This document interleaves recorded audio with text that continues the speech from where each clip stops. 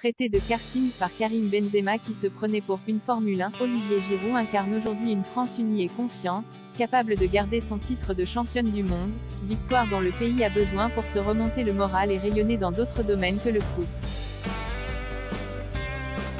Tribune libre du président du groupe RN au Conseil régional du Centre-Val de Loire. Mardi 22 novembre 21h30, devant 13 millions de téléspectateurs français, Olivier Giroud vient de marquer son second but contre l'Australie, son 51e en équipe de France, devenant ainsi le co-meilleur buteur de l'histoire de l'équipe de France avec Thierry Henry. Ce record et la victoire 4-1 pour notre entrée en Coupe du Monde ont enflammé les réseaux sociaux par un concert de joie et de louanges pour beaucoup, par des moqueries, parfois des insultes pour de nombreux supporters de Karim Benzema. Comme à chaque but de Benzema et Giroud en club ou en sélection, les réseaux sociaux sont surtout le miroir des fractures culturelles entre deux France. Tout oppose Giroud et Benzema. D'un côté Olivier Giroud, français à part entière malgré deux grand-mères italiennes, chrétien, discret sur les réseaux sociaux, a une image de gendre idéal. Un joueur, jugé moyen techniquement, qui jouait encore en Ligue 2 à 24 ans avant d'exploser sur le tard à Montpellier et de confirmer ses qualités de pivot et de buteur à Arsenal, à Chelsea, au Milan AC mais surtout en équipe de France. De l'autre, Karim Benzema revendique lui que l'Algérie est son pays de cœur, la France pour le sport.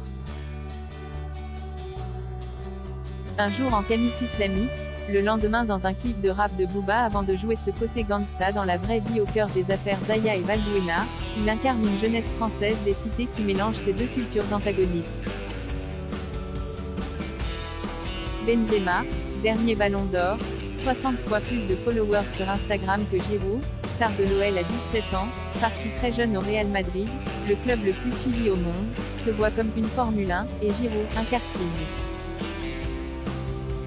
Leur profil de jeu n'étant pas complémentaire, très rapidement, une rivalité est née entre les deux joueurs.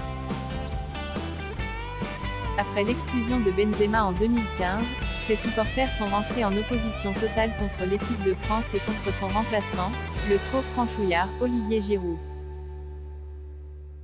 Finale à l'Euro 2016, victoire à la Coupe du Monde 2018, leur haine fut exacerbée par les succès de l'équipe nationale et de son attaquant titulaire. Des succès que l'équipe de France n'a jamais connus avec Karim Benzema. Elimination au premier tour à l'Euro 2008, quart de finale en 2012, 0 but pour Benzema dans les deux compétitions, quart de finale à la Coupe du Monde 2014 et huitième de finale pour son retour en 2021 à l'Euro.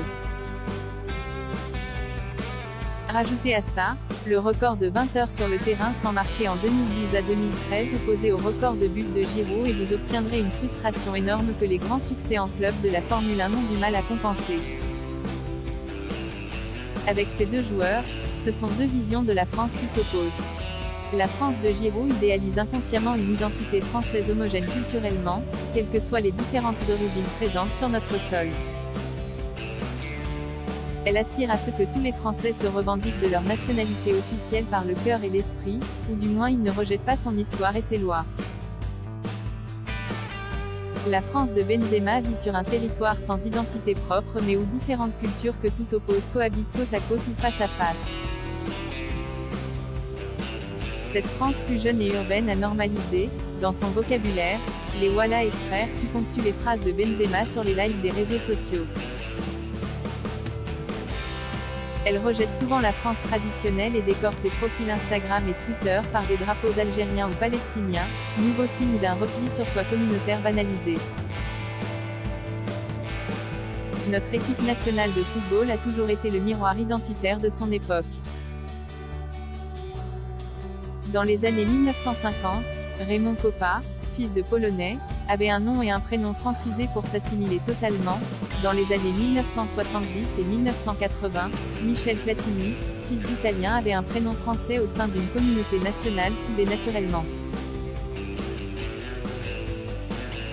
Dans les années 1990 à 2000, Zinedine Zidane, fils d'Algérien, se sent tiraillé entre deux nations. La mise en avant des diversités est passée par l'âme et par son talent, sa mentalité et son respect de la France. Zidane a gagné l'amour de tous les Français. Aujourd'hui, comme depuis 10 ans, notre équipe nationale est systématiquement jugée et fracturée, trop multiculturelle pour certains, trop française pour d'autres. Le millésime 2022, sans Benzema, penche plus vers la France de Giroud. D'ailleurs, seul Marcus Thuram s'est rendu au chevet de Benzema après l'annonce de son forfait. Le journal L'Équipe révélait samedi dernier qu'il y a un avant et un après dans la vie de groupe depuis le départ de Benzema. À l'hôtel, l'atmosphère semble plus légère. C'est même un sujet de discussion en interne ou entre les joueurs et leur entourage. Après 2 victoires convaincantes à la Coupe du Monde, la France est la première nation à se qualifier pour les huitièmes de finale et ce n'est peut-être pas un hasard. Libéré de Benzema, Kylian Mbappé s'épanouit dans le rôle incontesté de leader sportif de la nation, ce qui lui permet d'atteindre un niveau rarement vu en football.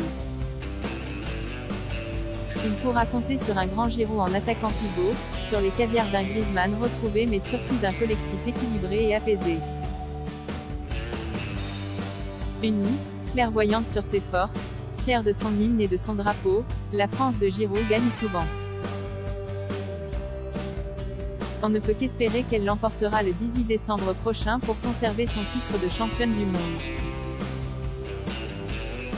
Du jamais vu depuis 60 ans, un rayonnement dont notre nation aurait bien besoin pour s'en inspirer dans tous les domaines.